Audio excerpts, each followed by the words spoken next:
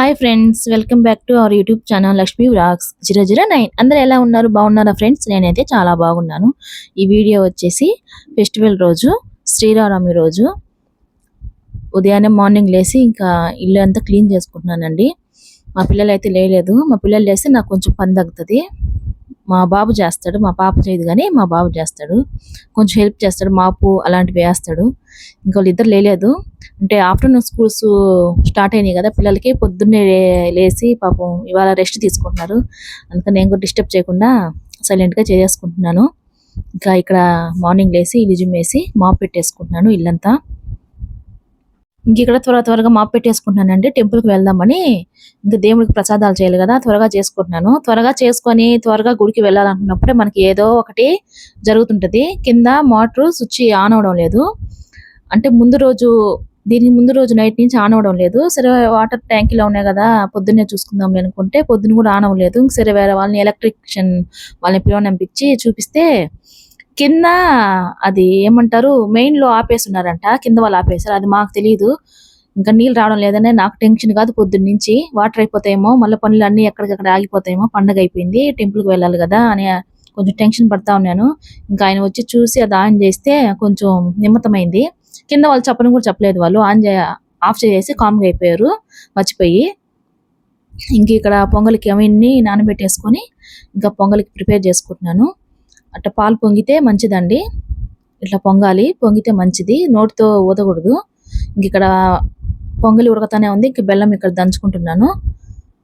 పొంగలి, వడపప్పు, పానకం 3 చేశానండి. చేసి దేవునికి ప్రసాదం పెట్టుకొని పూజించుకున్నాను. ఇంక ఇక్కడ పొంగల్ చేస్తానే వంట కూడా ప్రిపేర్ చేసేసుకుంటున్నాను. వంట చేసి పెట్టేస్తే ఇంకా నాకు టెన్షన్ ఉండదండి. ప్రశాంతంగా టెంపుల్కి వెళ్ళేసి ఎంత లేట్ అయినా పర్వాలేదు, నిదానంగా రావచ్చు. ఇంకా వంట చేయకుండా వెళ్తే ఇంకా ఇంటికి వెళ్ళాలి, వంట చేయాలి, ఇంట్లో వాళ్ళు ఎదురు చూస్తారు, ఇంకా ఇదే టెన్షన్ మైండ్ రన్ అవుతా ఉంటుంది. అందుకని ఎక్కడికైనా వెళ్ళాలంటే నేను మాక్సిమం ఇంట్లో వంట చేసేసి వెళ్ళిపోతాను. చేసేసి నిదానంగా వెళ్ళేసి ప్రశాంతంగా గుడికి అయితే కంపల్సరీగా వంట చేసి వెళ్తానండి. నాకైతే టెన్షన్, ఎందుకంటే మా వారు త్వరగా వచ్చేస్తారు, షాప్ నుంచి 10:30కి అలా వచ్చేస్తారు. ఇంకా టిఫిన్ కూడా చేయరు, తనకి ఆకలి కదా, అందుకని ముందుగా ప్రిపేర్ చేసేస్తాను వంట. ఇంక ఇక్కడ చేసుకుంటేనే పానకానికి బెల్లం దంచుకొని ఇంకా అంతా ప్రిపేర్ చేసుకుంటా ఉన్నానండి. ఒక పక్క పొంగల్ చేస్తూనే ఉన్నాను, ఒక పక్క పానకము, వడపప్పు అవన్నీ ప్రిపేర్ చేసుకుంటా. ఇంకా పప్పు బియ్యం కూడా నానబెట్టి పెట్టుకున్నాను పక్కన. నేను ఇలాంటి వీడియో పెట్టలేదండి మన ఛానల్లో. మామూలుగా రొటీన్ మార్నింగ్ బ్లాగ్ లాగా పెట్టలేదు, ఇదే పెడుతున్నాను. ఇదే కాదులేండి, 2 వీడియోస్ ఏం పెట్టున్నాను, ఇది 3వ వీడియో అనుకుంటాను. ఇంకా ఇక్కడ మామిడికాయ తీసుకొచ్చాను వడపప్పులోకి. కొంచెం దాంట్లో వేసి ఇంకా వేస్ట్ అయిపోద్ది కదండి, మామిడికాయ పప్పు రెడీ చేశాను. త్వరగా చేసిన వంట మటుకు సూపర్ వచ్చిందండి. పప్పు అయితే మా పిల్లలు అయితే మొత్తం తినేసినారు, అంత బాగా వచ్చింది. త్వరగా చేసినప్పుడే వంటలు బాగా కుదురుతాయి. అదరాబదరాగా అంటే టెన్షన్గా చేస్తాం కదా, అవే వంటలు బాగా కుదురుతాయి. నిదానంగా స్టవ్ కడే ఉండి కలిపెట్టి వేసిందే వేసి ఆ స్టవ్ కడే నిలబడుకొని ఉంటే అంతగా కుదరదు. కానీ ఆ రోజు మామిడికాయ పప్పు చాలా బాగా కుదిరింది.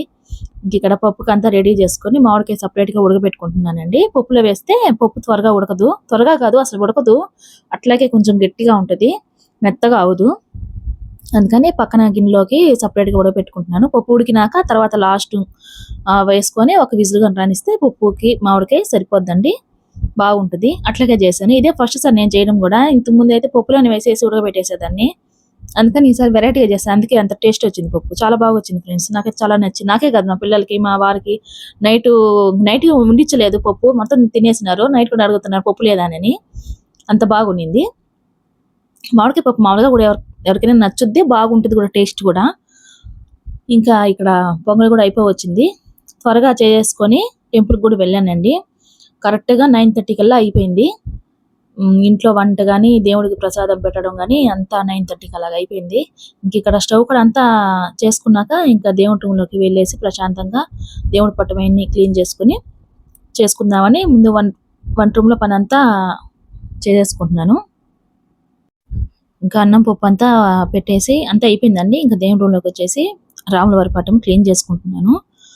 క్లీన్ చేసుకుని పసుపు కుంకుమ బొట్లు పెట్టుకుంటున్నానండి. ఇదో ప్రసాదము, పొంగలి, వడపప్పు, పానకం ఈ 3 చేసి దేవుడికి నైవేద్యం పెట్టుకున్నానండి. ఈ పటము మా పెళ్ళప్పుడుదండి. మా పెళ్ళి అయ్యి ఎన్ని ఇయర్స్ అయిందో అన్ని ఇయర్స్ ఈ పటం తీసుకొని కూడా మా పెళ్ళప్పుడు మా పెళ్ళిలో పెట్టి పూజించారండి, అదే పటము.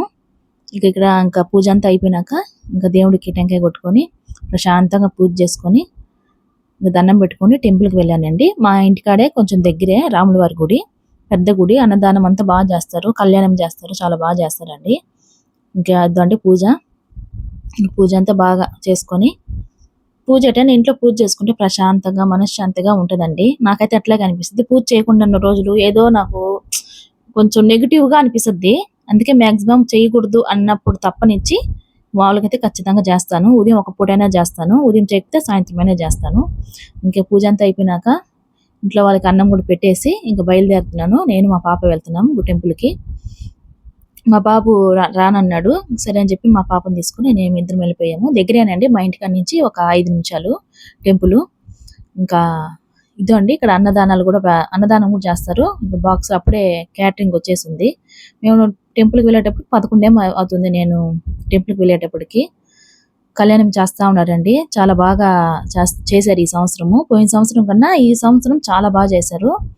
పోయిన సంవత్సరం ఇక్కడే పెట్టి చిన్నగా చేశారు. ఈసారి పెద్దగా బాగా చేశారండి కళ్యాణము. చాలా బాగా అనిపించింది. కొంచెంసేపు అక్కడే కూర్చొని ఆ స్వామివారు చెప్పే కథ అంతా వినేసి ఒక 10 నిమిషాలు కూర్చొని ఇంకా వచ్చేసాం ఇంటికి. ఇక్కడ ఇంకా దేవుడి దర్శనానికి కూడా చాలా పెద్దగా ఉన్నిందండి. కానీ త్వరగా అయిపోయింది దర్శనం అయితే. సరే లాగేశారు. ఇంకా దేవుని మనస్ఫూర్తిగా దండం పెట్టుకొని పూజించుకొని దండం పెట్టుకొని వచ్చేసానండి. అంతే అండి వీడియో. మీకు నచ్చినట్టయితే మన ఛానల్ని సబ్స్క్రైబ్ చేసుకోండి, లైక్ చేయండి, షేర్ చేయండి అండ్ కామెంట్ కూడా చేయండి. Thank you friends, bye. ఇంకొక వీడియోతో మీ ముందుకు వచ్చేస్తాను.